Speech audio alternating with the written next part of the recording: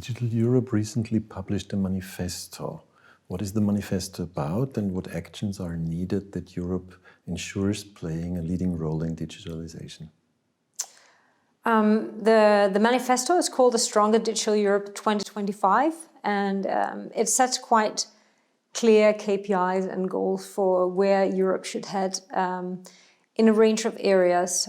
We are looking at, of course, the digital single market, which is still not a fact, and the fact that we really need an unfragmented market to have a big home market for our tech innovators to grow.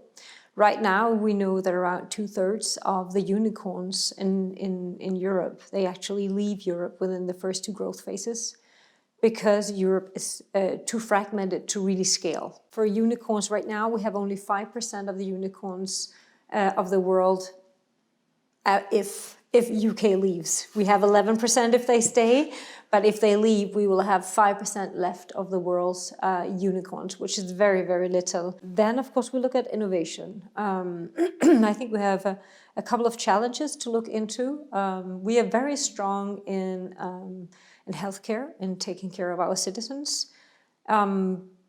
We have developed solutions in different countries that are best of breed within their area, but we have still not really succeeded in scaling those solutions on e-health, on public services, and other areas where we can really have a strong innovation impact, not only on as a business, but also on citizens' lives. Then, of course, we look at sustainability.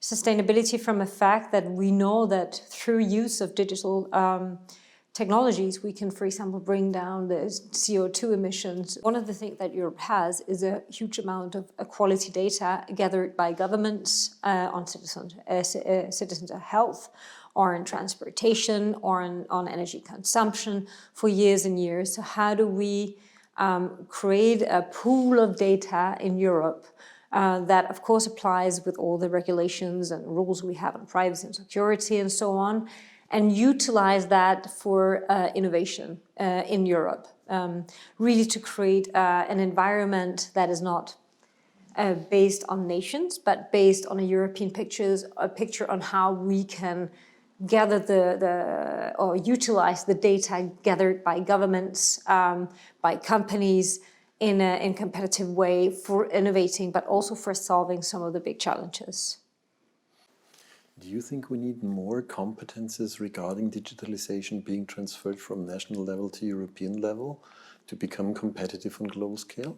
I believe in that European model where we actually involve each other and where we have much more cross-competence even on regulation. I don't think we're there yet. I think there is trends now. You feel, people start talking about policy sandboxing, agile policy making, and I think we see it now in the AI high-level group that we are actually trying to sandbox an AI assessment list and then get feedback and then figure out, okay, what are the problems and what are the issues and what are the opportunities and how we do that, and then we try again. So this kind of co-shaping, not only here's a hearing, write your letter, and then, but really in the room, co-creation, listening, sending out, making people hands-on try it, see how does that either guideline, standard, or regulation, how would it work if we did this?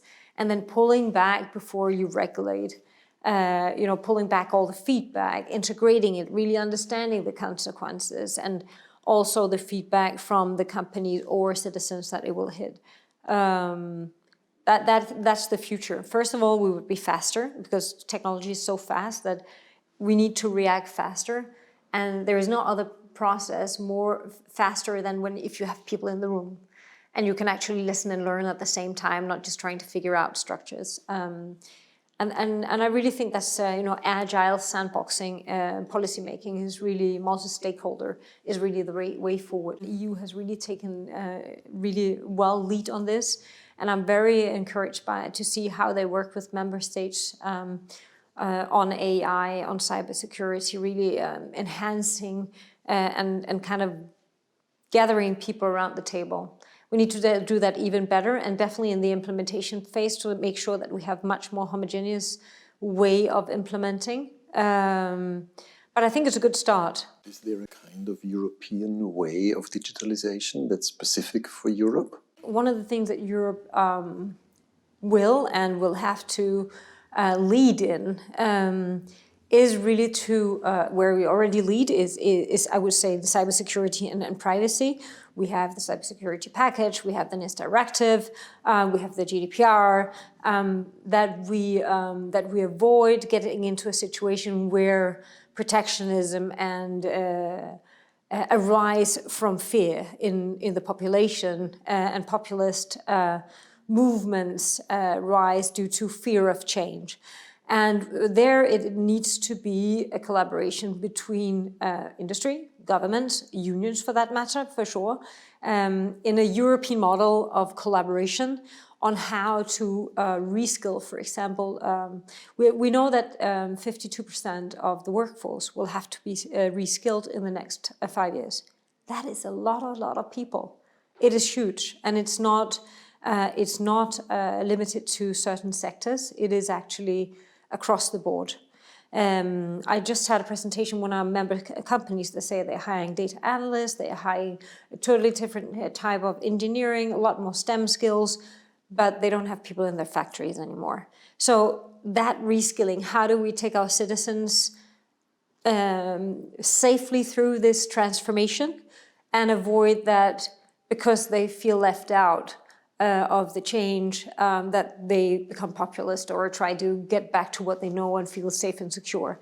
And there, I think, I'm a strong believer, and I will definitely be one of the drivers of that, that we can basically have that European model where companies, government, unions, NGOs really work together to create a system of reskilling. What kind of methods do you apply to involve citizens to co-create, or do you just involve policymakers and unions and NGOs, or even lay citizens in this co-design exercise? I mean, as an organization, we mainly work with policymakers, member states, the Commission, governments, and with other organizations. I will not say that we should not work with citizens, but it is, I mean, it's a scope exercise.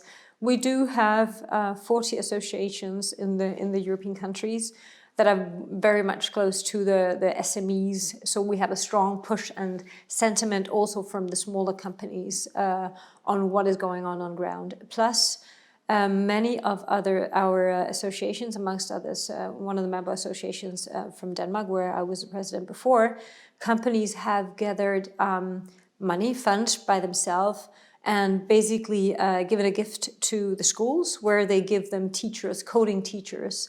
So they can have 3 years of coding on as mandatory in 3 years of secondary school.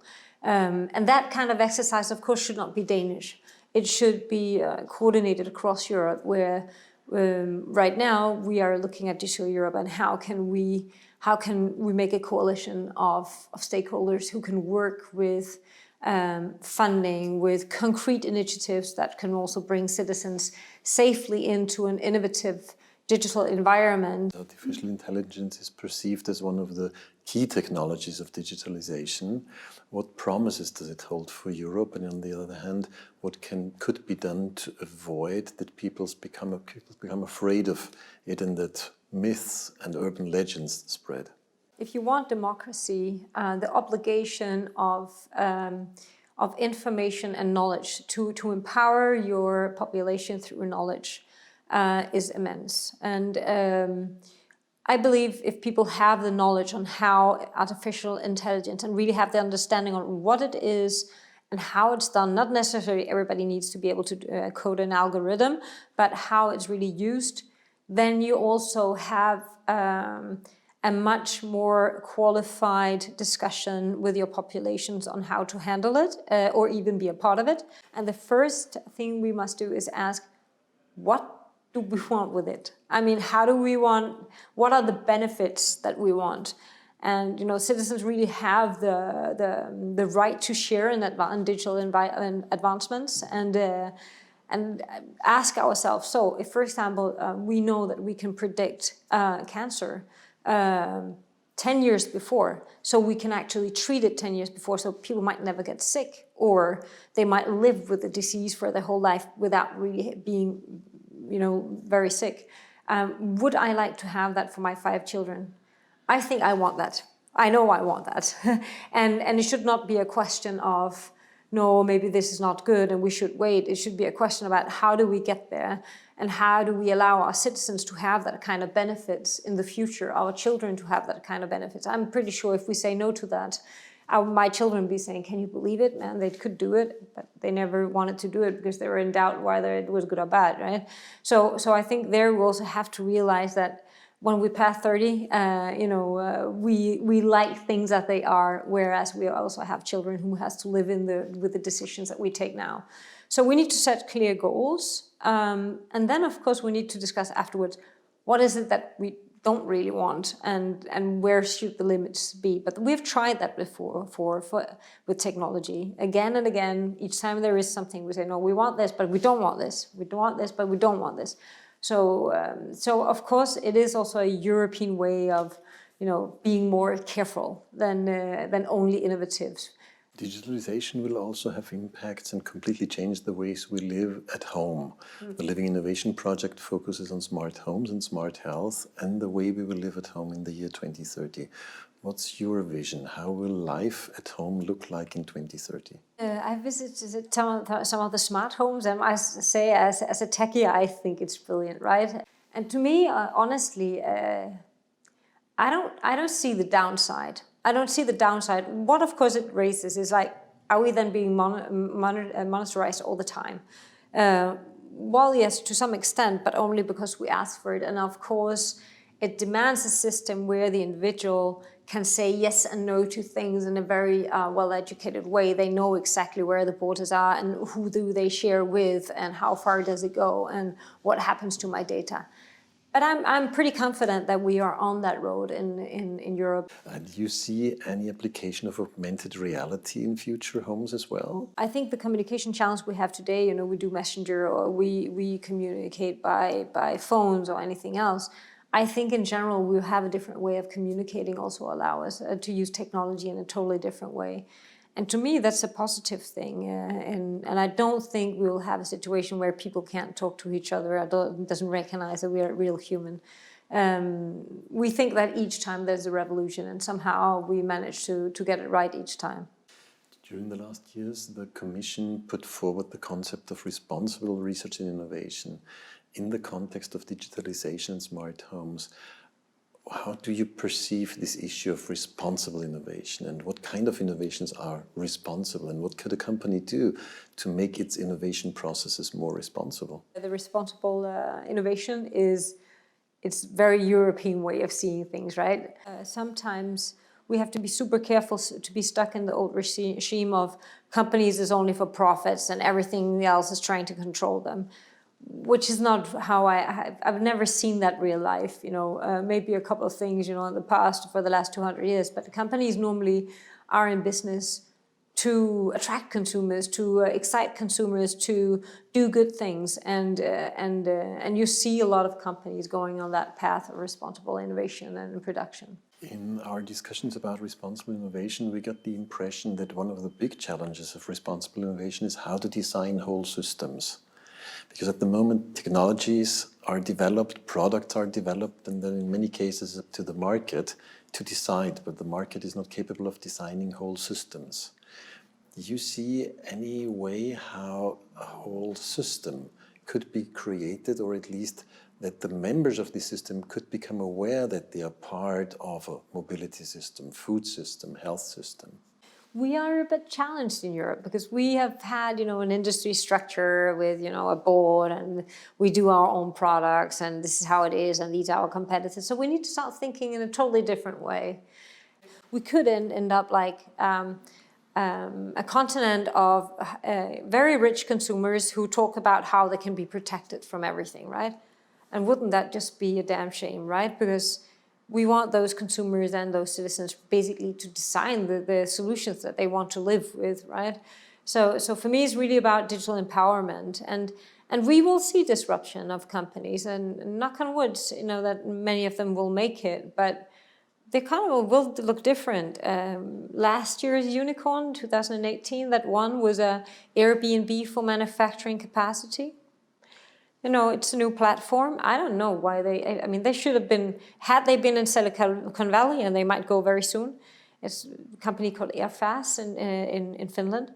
They would have been blown out at the moment that they were there. But we're still quite conservative. No, Airbnb for manufacturing, it's better to do it our own way, right? Where I really think we should grasp those opportunities and make sure that there is a risk-willing in capital and an initiative to basically look at how can we scale that in Europe, test it, sandbox it, see that it really goes, work with the big manufacturers to make it happen. And then really put emphasis on the platform, sharing economy,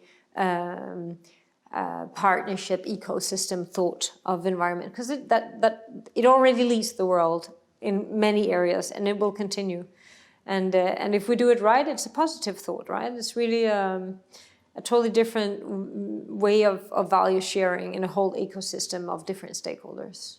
Do we need also more entrepreneurial spirit in Europe? Do we need more garages? Innovations are told to happen in garages. So do we need to build more garages in Europe so that we have more success stories? I actually think we have that. I think our problem is scale. Of course, some countries are performing better in entrepreneurship and innovation than others. And the countries that perform the worst, we should try to get them to the same level. However, it looks to me more like once we go to the phase of growth, that is where we have problems, because we have either heavy taxation system that basically, doesn't allow people to reinvest.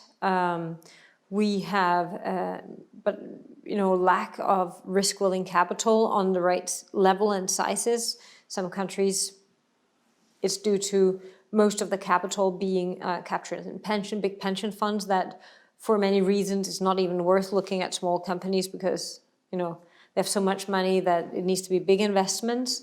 In other countries, it's another system.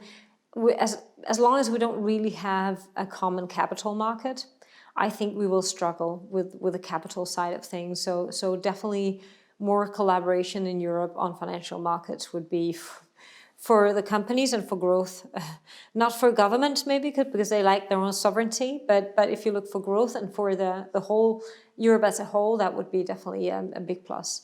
And then, of course, the regulatory and cultural fragmentation. But the cultural fragmentation, I'm not sure we can and would like to do anything about it. But the regulatory fragmentation and the difficulty of getting from one country to another. Is it easy for a small Danish company to go to sell to the French government?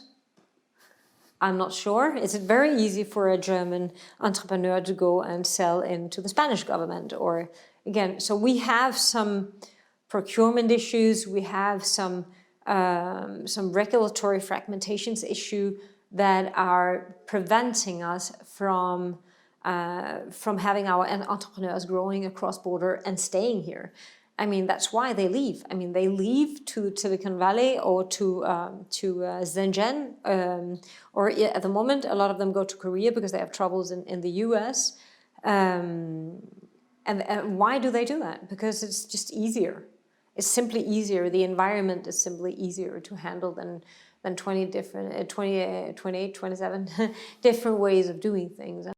Single cases of data breaches and surveillance have invoked public concerns. Do you see there is any risk that people might lose trust in digital technologies? If we look at previous technology revolutions, I think we've seen a lot of damage, right? A lot of also physical damage on safety and so on. This time we've faced some data breaches and it's serious enough. But there has also been quite strong reactions to it, right? Which means that we have been able to quite fast, compared to many other instances, actually to react. I think we're already solving the problems, and I think that is super important also to tell the citizens that, because the media loves to say, everything is dangerous, right? There is a scandal, wow, then it's much more attractive, and people look at it and they're attracted to the chaos, right? And we have a big risk of cybersecurity, yes. We have something that we need to handle in privacy and security. However, it's being handled. You already previously mentioned sustainable development. What digital innovations might lead the way to low carbon and more energy efficient Europe? We just gave the prize of the European Unicorn Award, and one of the winners was a Finnish unicorn that has designed a transportation system. So it's like transportation as a service. So you go from A to B, and it basically analyzes all kind of transportation possibilities in that city and tells you, if you want to consume the less energy, you can go this route, or if you want to go the fastest, with the lowest possible, that you go this way. So these kind of innovative platforms that really integrates the environment in a way that was not done before. And then, of course, if you look at the consumption of a house, of a family, now I have 5 teenagers, I'm telling you, it's not a little thing, right? So the energy in a house, water, electricity, even the way we eat, once that we start analyzing the consumption of what we eat, or how much water or how much electricity a house uses or a household uses, whoa, boy, I think we will learn a lot about our consumption patterns and really be able to optimize the whole consumption pattern of Western economy. You mentioned 5 teenagers at home. Do they have a different view on digitalization? I think you have actually a generation where in the schools they have not really learned much of digital. They are all Danish, so of course they had an iPad, they were connected, which I think in Southern Europe for many schools is still not true. They still have pencils and books. But that is not really the creative thing I'm talking about. They haven't really learned how to code or co-create or use technology to innovate. They know how to knit, they know how to put a nail in a piece of wood, but they have no idea how to code and co-create, which I hope, knock on wood, that the next generation will have, and already it's coming now, because that is super important, right? Because one thing is using it, as I would say my big teenagers, soon to be adults, they have had a youth where they were more users and not really creators, which I think is a big shame, right? And I think that's something we need to fix. But of course, they're not afraid of technology. They don't have discussions about who takes my data. It's something new that I hear them talk about now. That, for example, when bad things happening, in schools, they have been told that they cannot share. And so internet behavior is something that they know about, right? But they have a different privacy than we do, right? They share much more than my generation would share. I think the next generation, we have to empower them not only to be users, but really to be creators. Do we have to change our education system? First of all, I believe that being 5 years in university, not being out working, is a big mistake. I think Germany really leads there. They have a lot more exchange. I think Belgium is also quite good in that sense, where they have much more exchange. You study, then you go and work for a year, then you study, then you go and work for a year. And I think that really gives a holistic picture of your skills and how you can actually use it and who you are and what you can contribute with. And then, okay, I have a vision on the educational system where I say the best. Every student has the right to the best teacher. And if you want to implement that has profound changes in how you teach, who you teach, when you teach, because it means that you will not be able to be a child who is in that village, and if there is a bad math teacher, therefore the whole village is bad at math, right? It would take that, okay, you are a bad math teacher, so you will facilitate somebody on a video really teaching the children, and you are more the facilitator, making sure that all children actually can follow. And will the best teacher still be human, or will it be an agent or a bot? It might be a mix. It might be gaming that can teach you patterns of repetitive things, for example, in math, that you need to just practice and practice and practice, but we already have that. We have e-learning for ages, right? And of course, then we start discussing ethics and, should they actually know that they know that already, right? They know that it's not a human when they start sitting and gaming, and it teaches them to do ABC. So again, we need to be careful, but of course, we should use technology for learning. Thank you very much. Thank you.